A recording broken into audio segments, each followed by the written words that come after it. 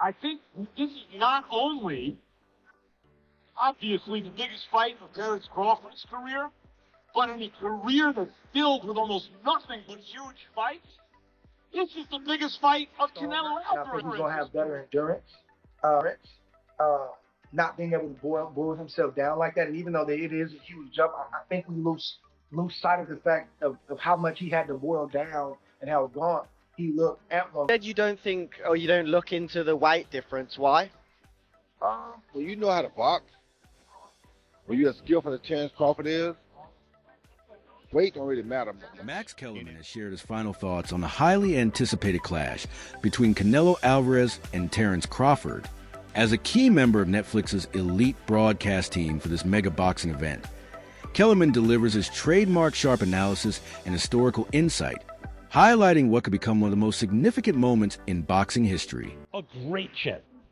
But in terms of, if you want to go skill for skill, especially the recent version of Canelo, who's had to turn into a seek and destroy guy, who had to learn as his career went on to cut off the ring and not just follow guys around. Like Lara, Trout, Floyd, he followed those guys around. He had trouble because he's really a natural counterpuncher who wants you to come to him. But in recent years at super middleweight, he's gotten really good at cutting off the ring. Again, last fight notwithstanding. So as an overall suite of skills, recent vintage, it's been Crawford. Okay. But Canelo also is skilled and has a larger skeleton than Crawford. No matter what they weigh, Canelo's the bigger guy. Max Kellerman isn't holding back, declaring the Canelo Alvarez versus Terence Crawford showdown the most watched championship fight in nearly 50 years. He draws comparisons to the legendary Muhammad Ali Leon Spinks rematch in 1978, which attracted an astonishing 90 million television viewers. Kellerman stresses that with Netflix stepping in as a broadcaster, this event is more than just another blockbuster. It marks a major shift in boxing's reach and business model, with the potential to generate audiences far beyond traditional pay-per-view numbers. Where would you rank this fight out of your top 3 to 5 of all the boxing fights you've called, you've experienced, you've watched? In terms of the magnitude of the magnitude, fight? yeah. I mean, of the fights that I've called ringside, it might turn out to be number 1. I've done Pacquiao fights, I've done Mayweather fights, I've done Anthony Joshua against Klitschko. Those are big fights. But because of Netflix, this will be the most watched fight, championship fight, in almost 50 years.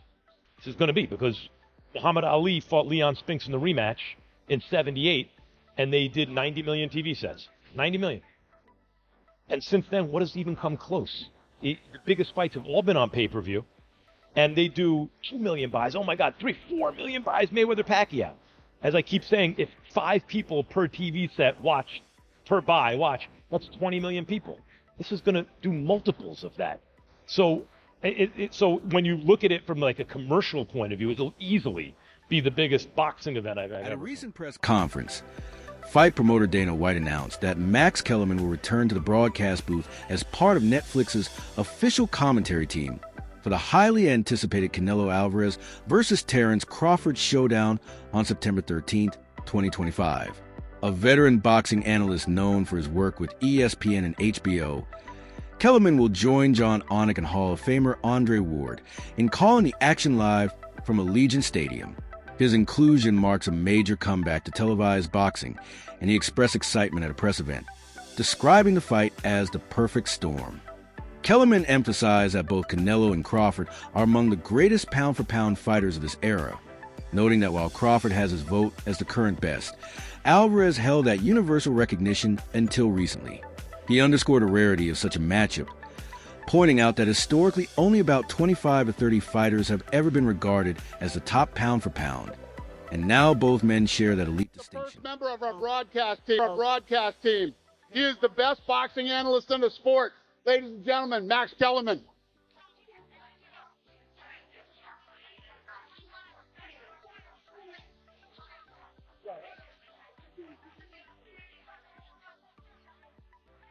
All right, so I know you guys are excited about this fight. But I don't think you understand what a big deal it is. This is a perfect storm. A perfect storm. First of all, Turki Al-Sheikh. We're lucky he happens to be a boxing fan. None of this happens if he doesn't happen to be a boxing fan. It's just none of us are here. Nick Khan, best in the business. Dana White.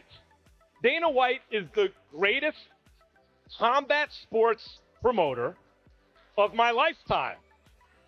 And it's his first ever boxing promotion. So that's who's behind what you're going to see. You know who's the best pound for pound fighter in the world? The most recent one. Bud Crawford. Apologies to the monster and Usyk. Bud Crawford has my vote for best pound for pound. Who was the best pound for pound before Bud? Canelo Alvarez, universally recognized that way. But it's not just these two guys, the last two best pound for pound fighters in the world. There haven't been that many. Before Canelo, who do you have? Before Canelo, Floyd or Andre Ward, Floyd Mayweather. Before, you could take the lineage back. There have only been, 25 or 30 fighters who ever lived who you said that's the best pound for pound fighter in the world. These are two of them, the last two. And they're going to fight in Las Vegas on September 13th. Canelo is 62-2 with 2 draws, 62-2-2. So was Marvin Hagler when Sugar Ray Leonard moved up to fight him, and they produced one of the biggest spectacles in the history of boxing. This fight is a perfect storm. I could not be more excited to be a part of it. WBC lightweight champion Shakur Stevenson remains firm in his belief that Terence "Bud" Crawford will not only beat Canelo Alvarez, but may even stop him. Stevenson has consistently highlighted Crawford's elite tools, speed, ring IQ, and southpaw stance as decisive advantages. He's gone so far as to say Crawford will cook Canelo, a bold warning that the fight could turn into a one-sided showcase. Stevenson first voiced his prediction back in 2021 and has only doubled down since, insisting that Crawford's precision and adaptability make him not just a worthy challenger, but the logical favorite in this high-stakes matchup. As well.